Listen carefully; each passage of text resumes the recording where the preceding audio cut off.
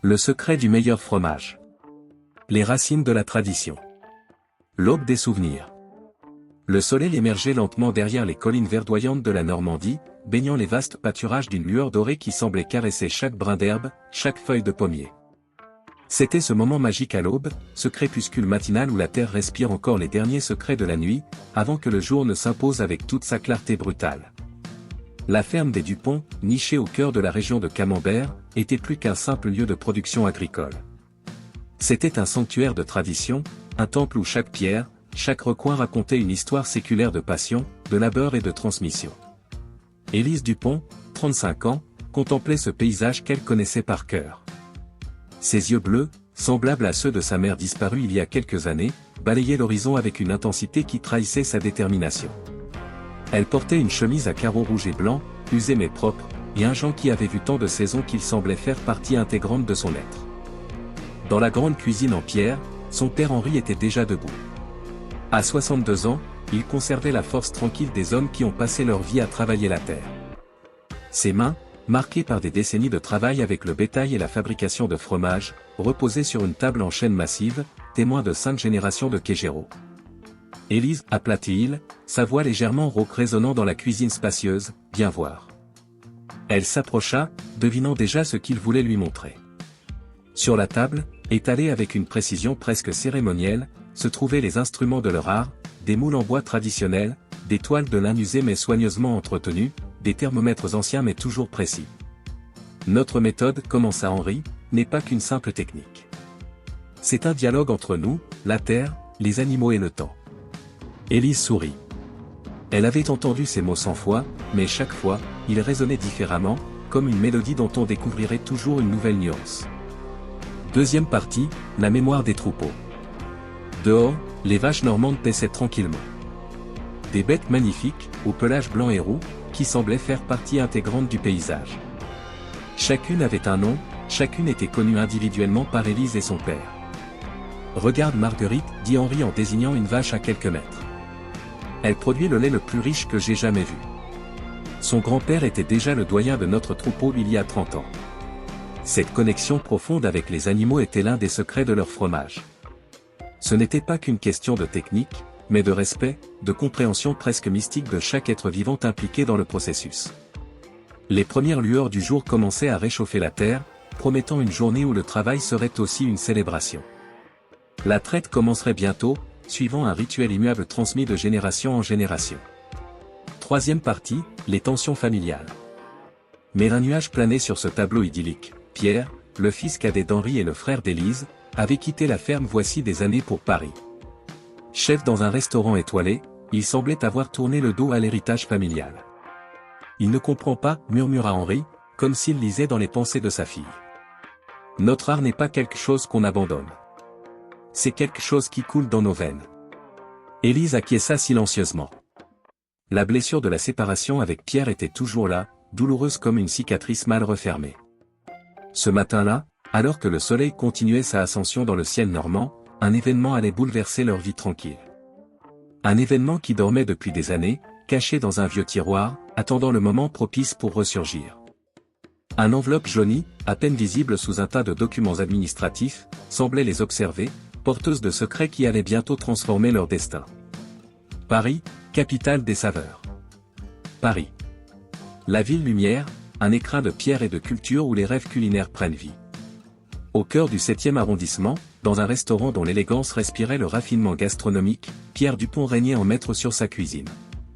Le restaurant, l'essence, était plus qu'un simple établissement.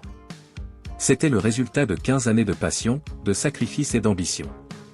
Les murs blancs, ornés de quelques photographies noires et blancs de grands chefs, témoignaient d'un parcours sans compromis. Pierre, 32 ans, portait sa veste de chef comme une seconde peau. Ses cheveux légèrement grisonnants au temple trahissaient une maturité précoce, fruit de longues nuits passées à perfectionner son article.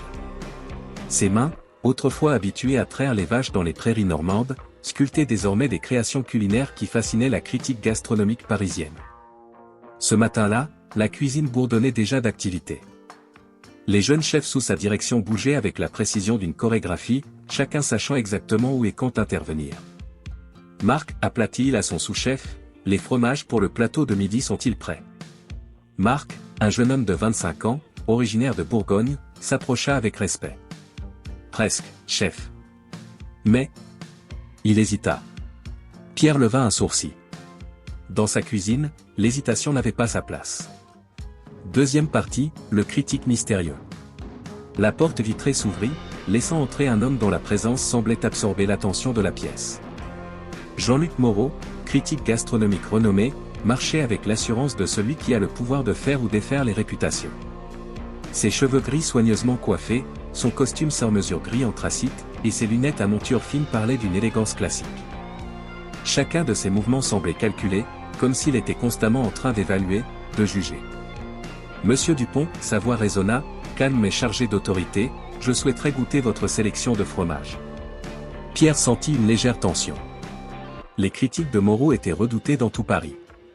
Un seul de ces articles pouvait propulser un restaurant vers la gloire ou le précipiter dans l'anonymat. Troisième partie, les souvenirs refoulés.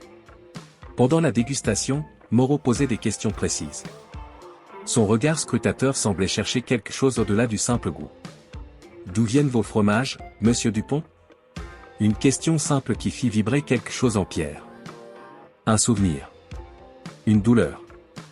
Je les sélectionne auprès de producteurs soigneusement choisis, répondit-il avec professionnalisme.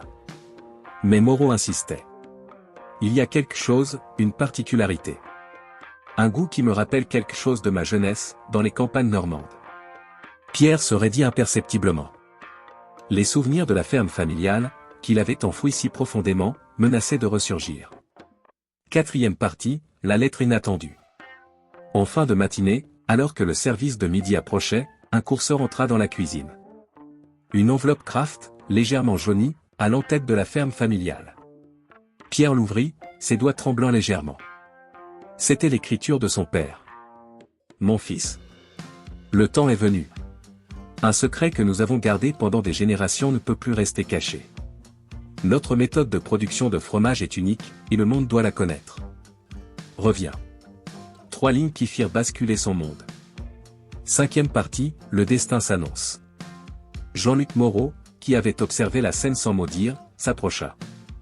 Vous avez un héritage, monsieur Dupont.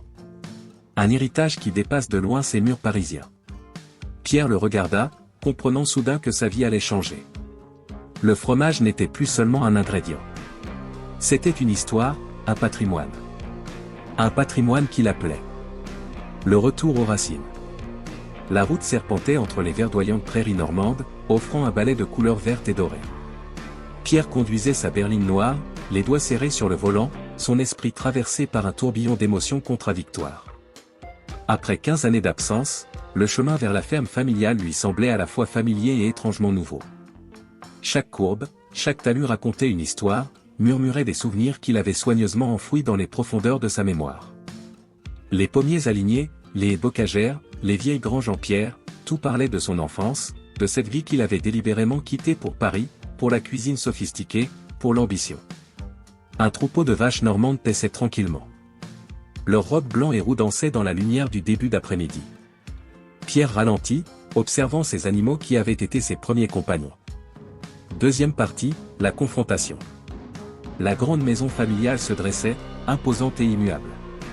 Élise l'attendait sur le perron, les bras croisés, son regard à la fois dur et empreint d'une tristesse contenue. « Te voilà enfin, dit-elle simplement. » Pierre descendit de voiture, portant encore sa veste de chef, vestige de sa vie parisienne. La lettre de père. Entre coupa Élise. Henri t'expliquera. L'intérieur de la ferme sentait le bois, le cuir usé et ses odeurs indéfinissables qui racontent des décennies de vie.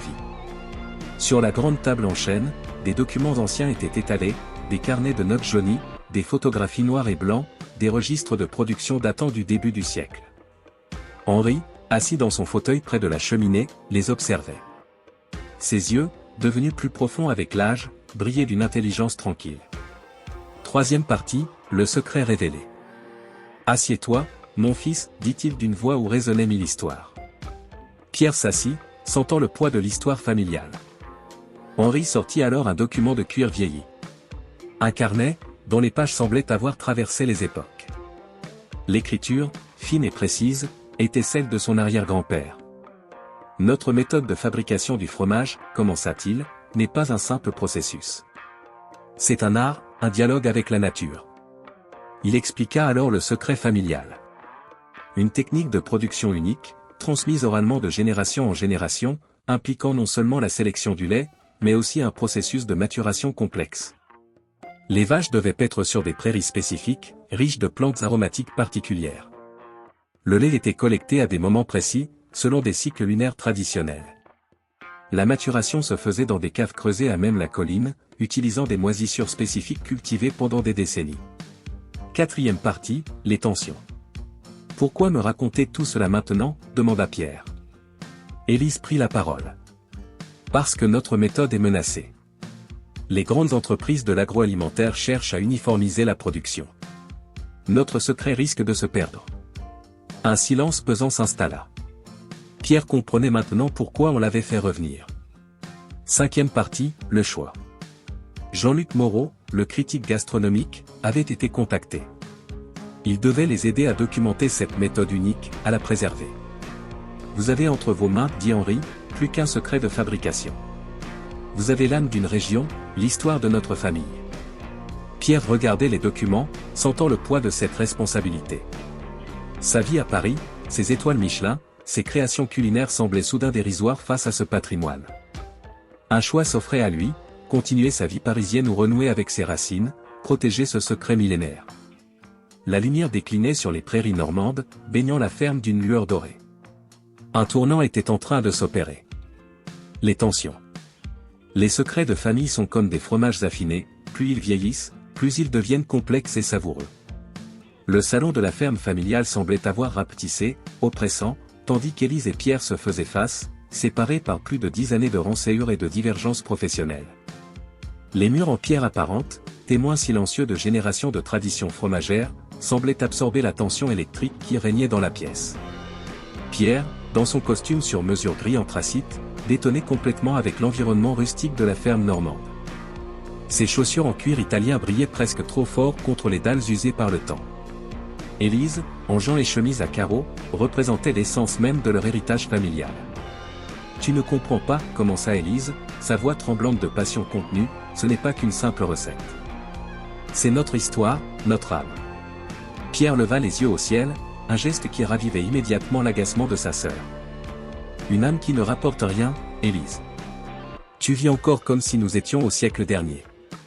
Jean-Luc Moreau, assis dans un fauteuil en cuir usé près de la cheminée, observait l'échange avec une intensité de critique gastronomique habituée à disséquer les nuances les plus subtiles. Ses yeux perçants analysaient chaque mouvement, chaque inflexion de voix, comme s'il dégustait un grand cru. « Messieurs, madame, intervint-il doucement, permettez-moi de clarifier mon intérêt. Je ne suis pas ici par hasard. » Les deux frères et sœurs se tournèrent vers lui, momentanément unis dans leur curiosité. Jean-Luc sortit de sa sacoche en cuir un carnet de notes élégant, ses pages jaunies par des années de recherche. Votre famille possède un trésor gastronomique unique. Un procédé de fabrication du fromage qui pourrait révolutionner non seulement la production fromagère, mais aussi comprendre l'histoire culturelle de la Normandie. Il posa son regard successivement sur Pierre et Élise. Ce n'est pas qu'une question d'argent. C'est un patrimoine. Pierre fronça les sourcils. Pour lui, habitué au code rigide des cuisines parisiennes, le patrimoine avait un prix. Élise, au contraire, voyait au-delà des euros et des centimes. Raconte-moi, demanda-t-elle à Jean-Luc, ce qui t'intéresse vraiment dans notre histoire. Le critique gastronomique posa son carnet et commença son récit. La lumière d'après-midi filtrait à travers les rideaux en dentelle, créant des motifs dansants sur le plancher en bois. Votre bisaïeul, Maurice Dupont, était plus qu'un fromager. C'était un véritable scientifique, un artisan qui comprenait la biologie avant même que ce terme ne soit populaire.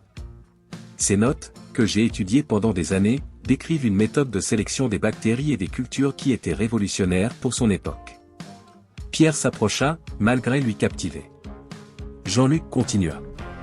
Les grandes entreprises de l'industrie laitière cherchent la standardisation. Votre famille, au contraire, a toujours cherché l'excellence. Chaque lot de fromage était unique, comme une œuvre d'art. Élise sentit son cœur battre plus vite. Ces mots résonnaient avec ce que son père lui avait répété toute son enfance, notre fromage raconte une histoire. Mais ce qui est vraiment extraordinaire, poursuivit Jean-Luc, c'est votre méthode de maturation. Pas simplement une technique, mais presque un rituel. Un processus qui transforme le lait en quelque chose de sacré. Le silence s'installa, lourd de signification. Pierre rompit finalement ce moment. Et ça vaut combien, ce sacré? Élise lui lança un regard noir. Ce n'est pas une question de prix, Pierre. Jean-Luc sourit, comprenant la dynamique familiale. En réalité, mes amis, cela vaut bien plus qu'un chèque. C'est la possibilité de préserver une tradition unique, de montrer au monde que l'artisanat français n'est pas mort. Un bruit de pas interrompit leur conversation. Henri Dupont, le patriarche, apparut dans l'encadrement de la porte. Ses yeux, bien que fatigués, brillaient encore de cette intelligence rusée des agriculteurs qui ont vu passer des générations. « Qui veut du café » demanda-t-il simplement. La tension se désamorça momentanément. Mais chacun savait que la vraie bataille ne faisait que commencer. La découverte. Les secrets les mieux gardés sont ceux qui murmurent à travers les générations. La lumière du soleil de fin d'après-midi baignait la cuisine traditionnelle de la ferme Dupont, créant un halo doré sur les ustensiles en cuivre et les étagères en bois usés par le temps. Henri, le patriarche, semblait avoir vieilli et rajeuni en même instant, comme si le moment de partager son secret familial le ramenait à sa jeunesse. « Approchez, dit-il, sa voix tremblante mais pleine d'autorité. » Pierre et Élise échangèrent un regard, Jean-Luc Moreau sortant discrètement son carnet de notes, prêt à capturer chaque détail de cette révélation historique. Henri déposa sur la table un carnet en cuir usé, ses pages jaunies par des décennies de secrets. Les pages étaient couvertes d'une écriture fine et précise, mêlant des croquis techniques, des annotations scientifiques et des observations presque poétiques sur la transformation du lait. Tout commence avec les vaches, commença-t-il, ses yeux brillants de l'éclat du compteur. Pas n'importe quelle vache. Les vaches de notre domaine, élevées sur ces terres depuis plus de 100 ans. Il désigna par la fenêtre les pâturages verdoyants de Camembert, où quelques vaches normandes paissaient paisiblement, leurs robes blancs et noirs se fondant dans le paysage. Notre méthode, poursuivit-il, n'est pas qu'une technique. C'est une philosophie, une connexion profonde entre la terre, l'animal et l'homme. Jean-Luc écoutait, captivé. Pierre et Élise retenaient leur souffle. Le secret des pâturages. Henri commença à expliquer le cœur de leur méthode unique. Les vaches de la ferme Dupont n'étaient pas simplement nourries, elles étaient choyées. Chaque animal avait un nom, une personnalité. Les pâturages n'étaient pas de simples espaces verts, mais des écosystèmes complexes où différentes herbes, fleurs sauvages et plantes aromatiques poussaient en harmonie. La diversité botanique, expliqua-t-il, est la clé. Une vache qui mange du thym sauvage, du trèfle et de la camomille produira un lait différent de toutes les autres. Chaque bouchée d'herbe influence le goût final. Pierre, le chef parisien habitué au protocole strict des cuisines modernes, commençait à comprendre. Ce n'était pas de la simple agriculture, c'était de l'art. La science du fromage.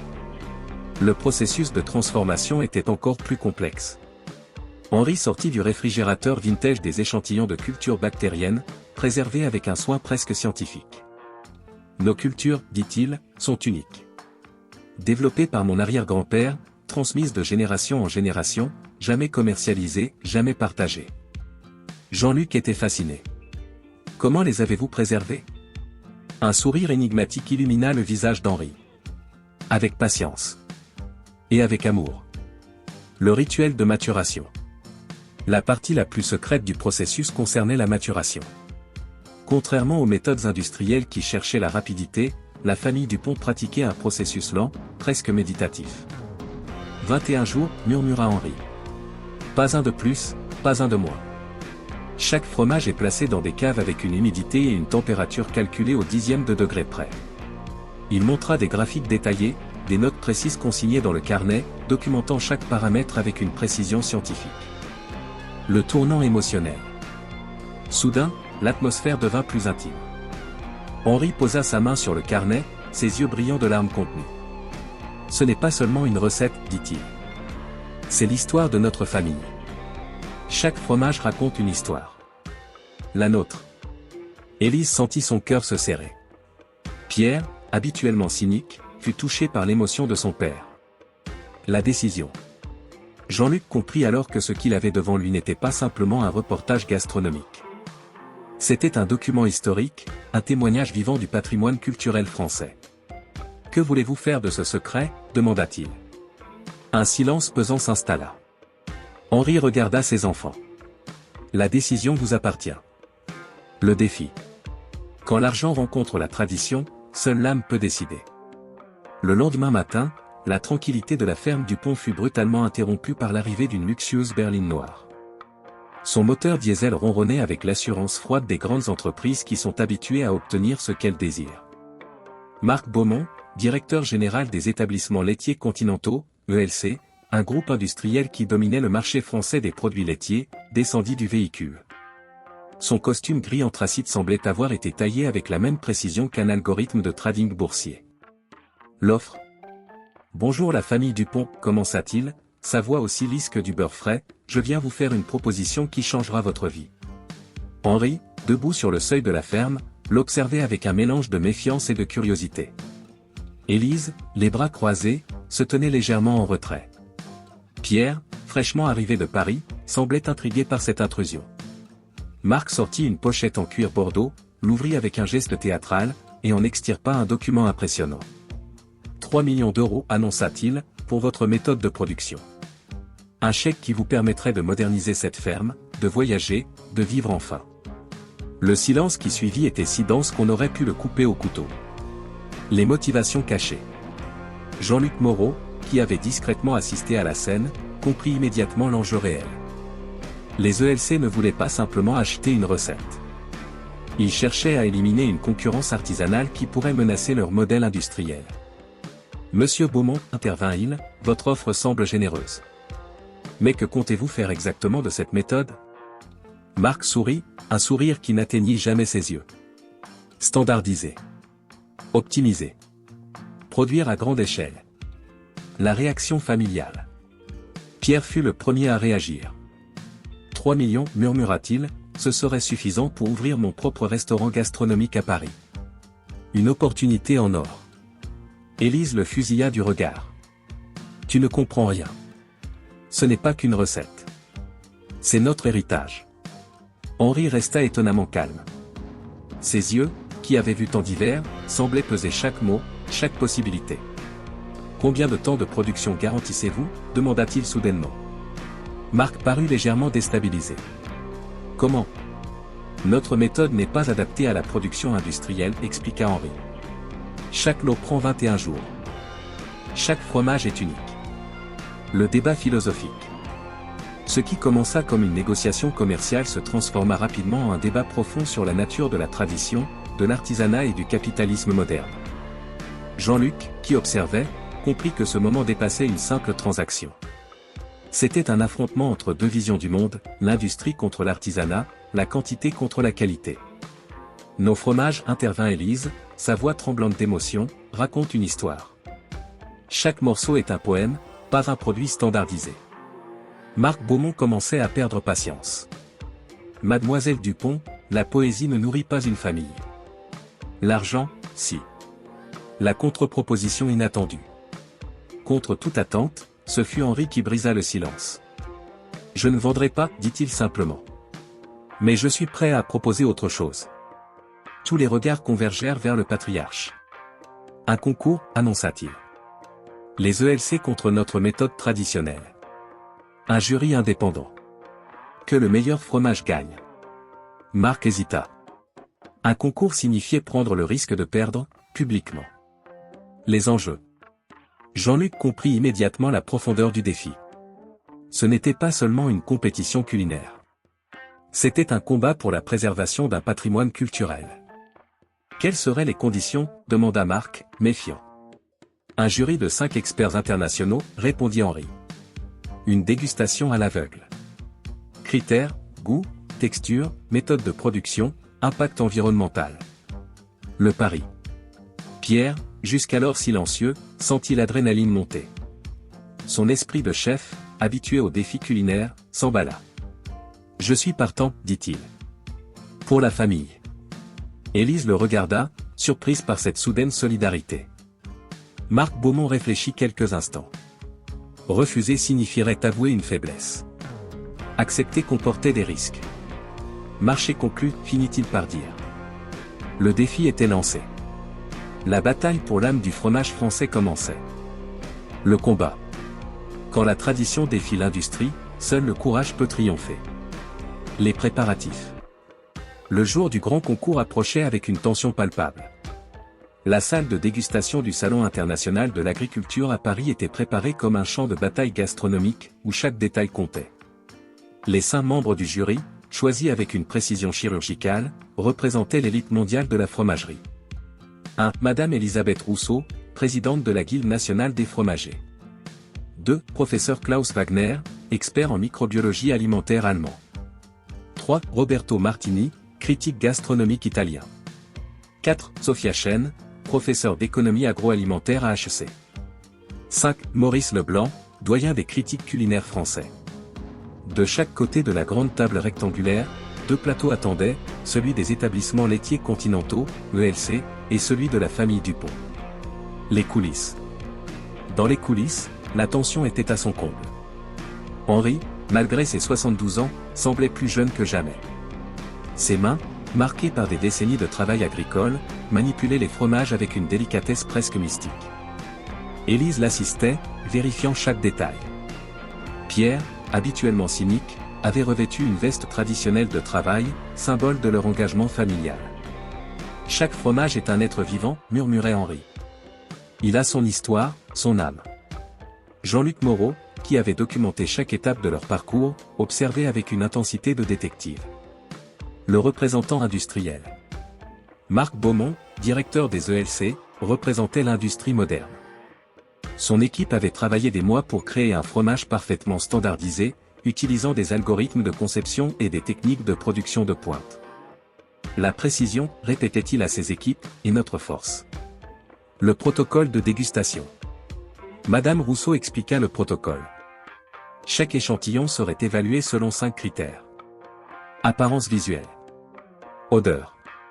Texture. Goût. Impact environnemental et durabilité.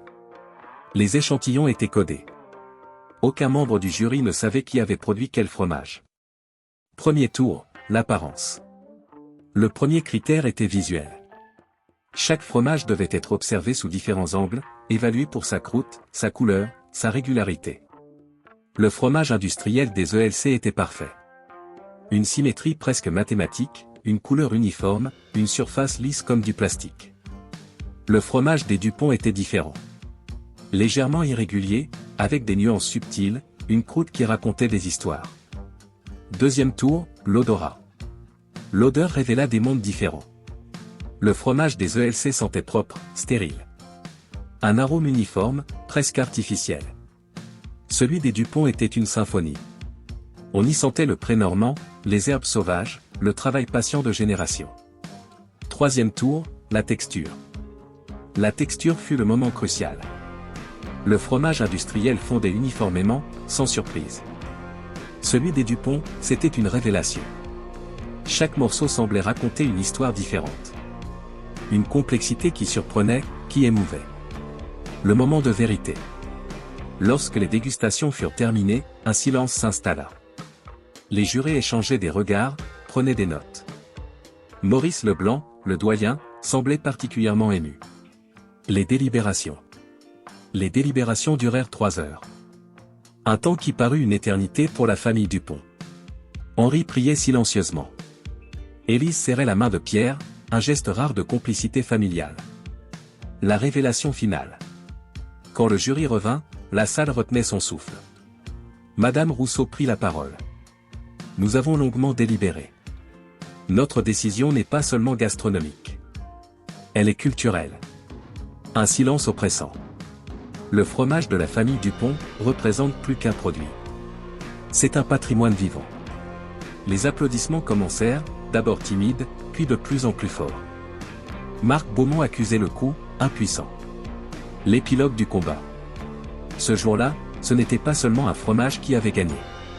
C'était toute une philosophie. La preuve que la tradition, quand elle est authentique, peut triompher de l'industrialisation. L'héritage. Les plus grandes victoires ne se mesurent pas en argent, mais en souvenirs. Le lendemain de la victoire. L'aube du lendemain du concours baignait la ferme Dupont d'une lumière dorée, comme si la nature elle-même célébrait leur triomphe. La grande salle familiale était remplie de bouteilles de cidre normand, de rire et d'une émotion palpable qui dépassait largement le monde du fromage. Jean-Luc Moreau était assis dans un fauteuil en cuir usé, son carnet de notes grand ouvert, documentant chaque détail de cette journée historique. Ce que vous avez accompli, disait-il à Henri, c'est plus qu'une victoire culinaire. C'est un manifeste pour la préservation du patrimoine français. Les répercussions inattendues. La victoire au concours national avait eu des répercussions bien au-delà de ce qu'ils avaient imaginé. Les médias nationaux s'étaient emparés de l'histoire, David contre Goliath, la petite ferme familiale qui résiste aux géants industriels. Des journalistes de France 2, de France Culture et du magazine Cuisine et Vin de France affluaient, désireux de raconter cette histoire extraordinaire. Marc Beaumont, le représentant des établissements laitiers continentaux, avait été contraint de démissionner. Son échec avait été trop retentissant, trop symbolique. La réconciliation familiale. Pierre, qui avait toujours été le plus distant, fut le premier à prendre la parole lors du déjeuner familial. « Je dois vous présenter mes excuses, dit-il, regardant son père et sa sœur. J'ai mis trop de temps à comprendre la valeur de notre héritage. » Élise, les yeux brillants, serra la main de son frère. Un geste simple mais chargé de sens, qui signifiait le pardon et la réconciliation. Henri observait la scène, silencieux mais profondément ému. Un nouveau projet. Et maintenant, demanda Jean-Luc.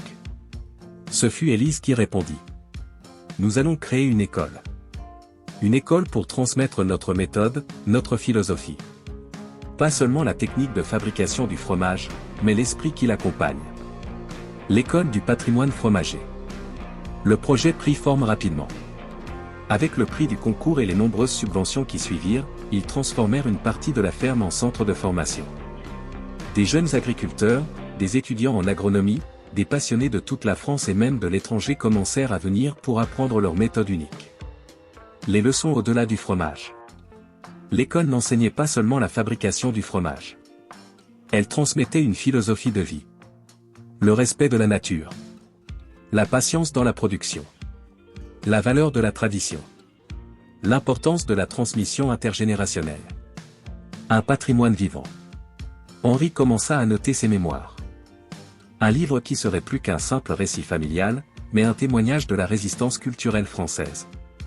Chaque fromage, disait-il souvent à ses élèves, est un poème. Un poème que l'on peut déguster. La reconnaissance nationale. Le ministère de la Culture lui-même s'intéressa à leur histoire. Leur méthode fut inscrite au patrimoine culturel immatériel français, une reconnaissance suprême. Des documentaristes commencèrent à filmer leur histoire, conscients d'avoir capturé un moment historique. L'héritage se perpétue. 2 ans après le concours, la famille Dupont avait transformé ce qui aurait pu être une simple défaite industrielle en un mouvement national de préservation des traditions artisanales. Pierre avait ouvert un restaurant à Paris qui ne servait que des produits de la ferme familiale. Élise gérait l'école et continuait la production traditionnelle. Henri, bien que officiellement à la retraite, restait le mentor spirituel. La dernière leçon. Lors d'une cérémonie à la Sorbonne, où il reçut un doctorat honoris causa pour sa contribution à la culture gastronomique française, Henri prononça un discours qui devint légendaire. La vraie richesse ne se mesure pas en euros, mais en souvenirs. Chaque fromage que nous produisons est un acte de résistance. Résistance contre la standardisation, contre l'oubli. Nous ne vendons pas un produit. Nous transmettons une histoire. Un nouveau chapitre. Le soleil se couchait sur la ferme Dupont. Les vaches paissaient paisiblement, comme des gardiennes silencieuses d'un patrimoine millénaire. L'histoire n'était pas terminée. Elle continuait, fromage après fromage, génération après génération. Fin.